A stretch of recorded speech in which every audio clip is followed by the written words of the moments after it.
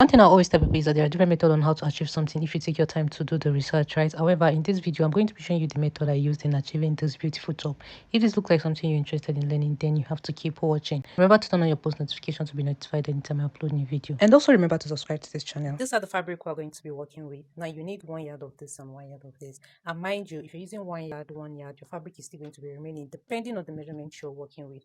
Now this one is going to be for the front part, while this one is going to serve for the back. I'm going to be using the remaining part of this fabric for the sleeve. So now this part is going to be at the front, like I said. Now the length I'm working with is 25 inches, right? I folded 5 inches there and I went ahead to give it a very good press. The total measurements I'm using for everything is 16.5. Let me explain to you how you get your folds, just like you're seeing here, right? Now you're going to divide your highest body measurement. If it is your hip, you're going to divide it by 4. You're going to add extra 2 inches allowance for ease. You're going to add extra 5 inches allowance. So if your upper hip measurement is 40 divided by 4, it's going to give you 10 plus 2 inches. That is 12. You're going to be adding extra 5 inch for this overlap, right? This 5 inches you added, you're going to fold it. And let me sure you give it a very good press, or you can use your pin to hold it, whichever one works best for you. But I would advise you to use your iron light. Now for the back part, you're just going to divide your upper hip measurement and then add your 2 inches allowance for ease. So the back is going to be higher than the front with 2 or 3.5 inches. So you're going to bring the front and place it. So now, when you're placing the front and the back together, you're going to make sure that this lower part is aligning first. The second thing you're going to do is to make sure that this side is also aligning with that of the back. Now, this is the difference between the front and the back. Like I said, the back is supposed to be higher than the front with 2 inches, 2.5 inches, 3. Highest you need to go is 4 inches. But since I'm making it for a female, I don't want it to be too masculine. So I'm going to be using 2.5 inches. So you see, the difference I have here is 2.5. So now the next thing you want to do is you're going to drag this part, so it's going to be meeting this point. So now the next thing you want to do, you're going to start, you're taking your measurements properly. You're going to come down here, and you're going to be measuring the 2.5. Remember the back is higher than 2.5, so we're going to measure down that 2.5. So from here, you connect it straight with the ruler to come to this apex point. This is the shoulder slant. You're cutting both the front and back together. The next thing you want to do is you go ahead to now take it backward to this point. Okay, so now this is how it should look if you're following the same process. Now what you want to do is you're going to take this part and then overlap it here like on 1/2 inch. Better still, just mark 1/2 inch, 0.5. Just mark 0.5. Now you're going to take this and place it to be touching this line you just mark, like so. Yes. Now you can use your pins to hold it down, but I would advise you to iron it. Now when you place it this way, you're going to be missing excess here. It's okay, it does not affect anything. So now at first we had 25, now we have 26, which is still okay because this is going to serve as your folding and hemming allowance. This is going to be the point we're going to be using. This is the apex point here. Like I said, this is where our measurement is going to be starting from. My shoulder measurement divided by 2 is 8 inches. I'm going to be adding extra 1 inch to it.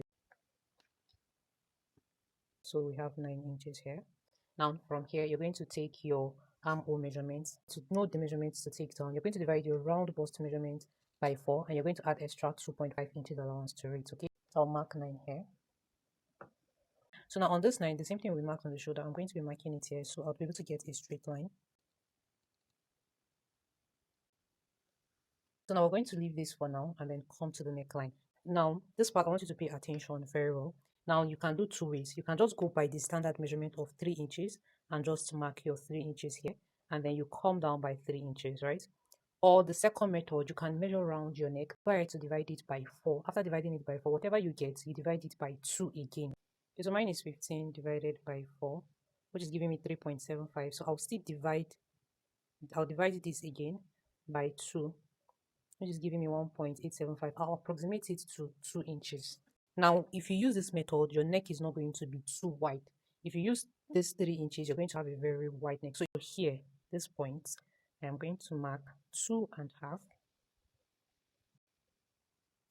Then from here, I'll come down by 3 inches. Then I'll go ahead to connect this. So now the next thing you want to do is from here, just connect it with a curve to meet this point. So you just go ahead and connect it this way. Okay, so then you can just go ahead to blend out here. When I'm cutting it, I'll just use my scissors to just blend it. So we are done with here. From this part here, just place your tape here.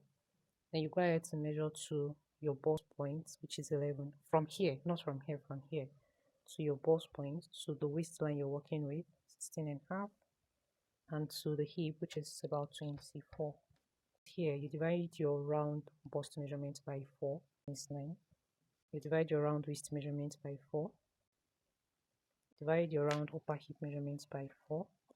Go ahead to add the sewing allowance. I'm doing 1.5 inches. Okay. So on the bust, I did 1.5, right? On the waist, I'd like to do 2 inch. I'll do 2 inches on the waist, and here I'll do 1.5. I'll still blend it out. Now, to get your armhole curve, you divide your round bust measurements here, add the sewing allowance, which is 1 point. You divide whatever you have here by 2, coming by half inch. Just okay, so this is the armhole for the front. For the back, you're just going to connect it using this line and just blend it. This is for the back and this is for the front. On this point, you're just going to go up by, either you go up by 1 inch or half inch. I'm going to be going up by half inch. I'll mark and then I'll blend it in. So you see how clean and how good it is looking. Basically, that is it. So now we're going to start the cutting from this neckline. I am raising this, so I'm just going to place my scissors in between here, like so. Close it back, then I'll start cutting. Okay, here is too sharp. Take your scissors and reduce it. You're going to follow this cut and cut out only the front part.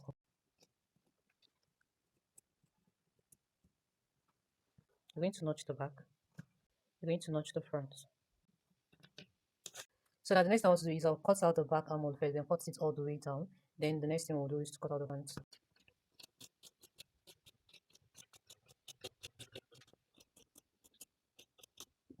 This way. I'm cutting out only the front, just showing you so you see. This is the back. This is fine. I'll weave the side and then I'll also weave the shoulder. So you have two. Now the neck is going to look like this. Remember it was on fold. Okay, so whatever I'm doing here is the same thing I'm going to be doing here. Now remember I told you to notch, and also to notch the lower part because you're going to be needing it. I went ahead to add paper stay to it. I did the same thing here. From that part where we notched, from that point where we notched, from this part where we notched, I added gum stay towards this part, towards this extra 5 inch. This is the overlap, right? So I added the gum stay to the overlap. Now what you want to do is, remember this is the part we ironed, right? You're going to take it out with like half an inch. Let me turn it this way. You see what I am doing? So you're going to move it out with half an inch and then you iron it. You're going to repeat the same thing here. So this is it after I was done ironing it. So when you bring it out this way, when you iron that half inch, you're going to be having excess here. The same thing with this other side. Just go ahead to trim out this excess. Now I'll take it to my sewing machine and then I'm going to stitch on this new crease line we just ironed. I'm going to stitch it with like 0.25. You see the way the chalk is showing? I'm going to stitch it there very closely. You're going to repeat the same thing here as well. After doing that, I'll go ahead to just weave it around. So this is it after I was done sewing it. You see it. So I went ahead to weave it at the shoulder area and the side, shoulder area, side. Then I went ahead to also weave this flap here. I also did the same thing here. Now you see this part we notched. This part we notched is going to overlap like this. This notch touching this notch is going to overlap like so. The same thing here.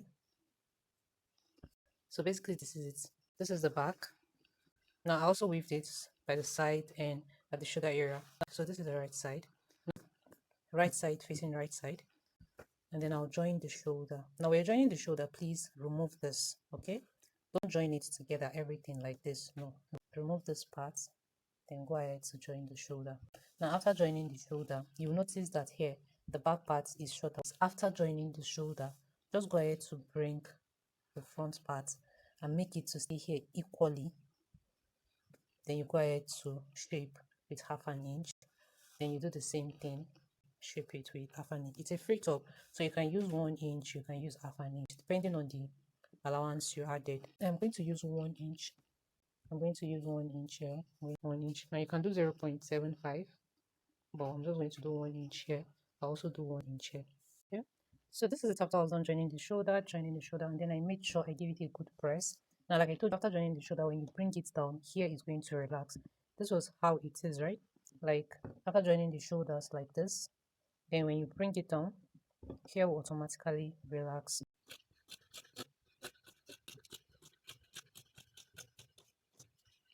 Now, two ways. You can decide to shape it, then add the sleeve, or you can decide to add the sleeve, weave the sleeve, then just go ahead to join it together. So now I'll go ahead to add the sleeve. Okay, so after fixing the sleeve, I'll go ahead to shape it and connect it to this point. Now you're going to notch here. This is the new shoulder line. You're going to notch here. You're going to notch here. So when you're joining your sleeve is going to start from here, not here. So this notch part of the sleeve is going to start from here, not here. The same thing with this side. So for the neckline, I like to just open it up a bit so it relaxes. Just create a curve here like so. Do the same thing here. Like I said, just little, nothing serious. Repeat the same thing. Now you see how neat it is and how it's giving a very good circle. So I'll still notch the midpoint. So I'm going to add the sleeve and then we'll come back to finish it up. So this is it after I was done. I've added the sleeve, I also weaved it, and I also hemmed the sleeve. So we're going to take the round neck measurement, right? Now you can decide to from here and decide to minus 1 inch or 1.5 inch here, like so. And repeat the same thing here, 1.5, and you mark. Okay, so we have 1.5 here, and then we have 1.5 here. You just go ahead to notch that part. Do it too. Notch here too as well. To take the round neck measurement, you're going to start taking it from here. You take it round to this other 1.5 inches we measured. So the measurement is starting from here.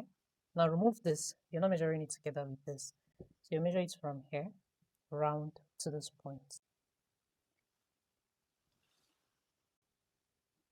So I have 15 inches. So I'm going to be using this remaining fabric to cut out the collar. So I added paper stay to it or gum stay, anyone you call it. So I'm going to be cutting both the lining together here. So I folded this into two and I further folded it like so again. Okay, so we measured 15. So 15 divided by 2, 7.5. So I would mark 7.5 plus half inch.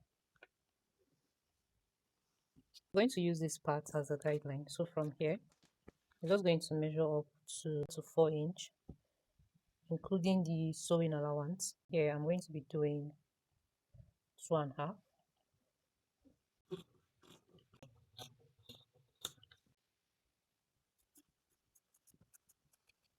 So you're going to stitch here and then stitch. So I'll turn it to the right side. Now from the midpoint of the part, you join it at the center. Then you sew it from this end. You sew it from this end. And then it will stop here that we notched. And then you do the same thing. You sew it and it will stop here that we notched. This is the collar. I separated one of it. This is going to serve as the cover. It started from one end where we notched and it stopped at the other end. Okay, so now I went ahead to stitch it. Now this is the next thing we're going to do.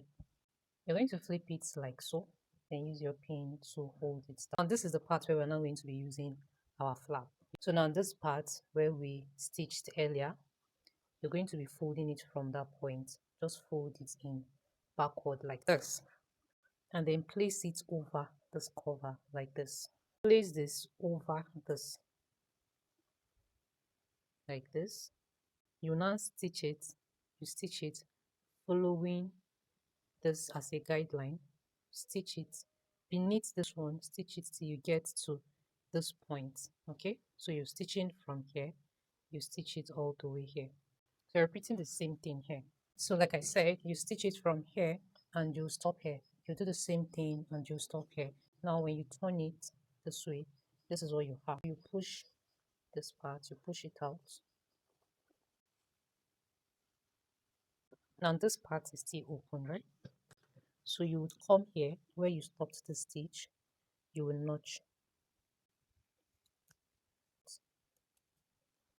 Now you're going to use this and cover this up. You're going to push this in. Please iron it.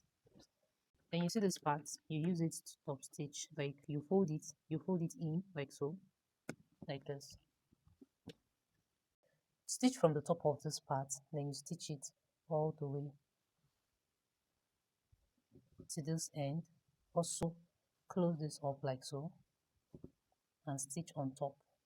Now the next thing I'll go ahead to do is to fold the lower part. Same thing, you're going to fold this part in like so, and then you use 1 inch, 1 inch, you sew 1 inch all the way to this end. You stitch from here and sew 1 inch all the way here to 1 inch and stop here. You see how relaxed it is. See how relaxed it is. There's no need for you to start trimming it out. Just tuck it out. Push it. So you have something like this. You get. So now this is what you now use that will serve as a guideline for you to stitch it. Going to stitch. Now you can decide to start stitching it from here, or you can decide to start stitching it from here. Anyone, depend on your choice. Okay, so this is it after I was done hemming it. Now the next thing you want to do is to go ahead and give it a good press. So that you're going to create your buttonholes. I'm going to be dropping a link for you to go and watch the method. That is what I use, and it's the same thing I'm going to be using here. You can use the same method for both manual machine and industrial sewing machine. With this, we've come to the end of the tutorial. I hope you learned something new. I'll see you guys in my next one. Bye.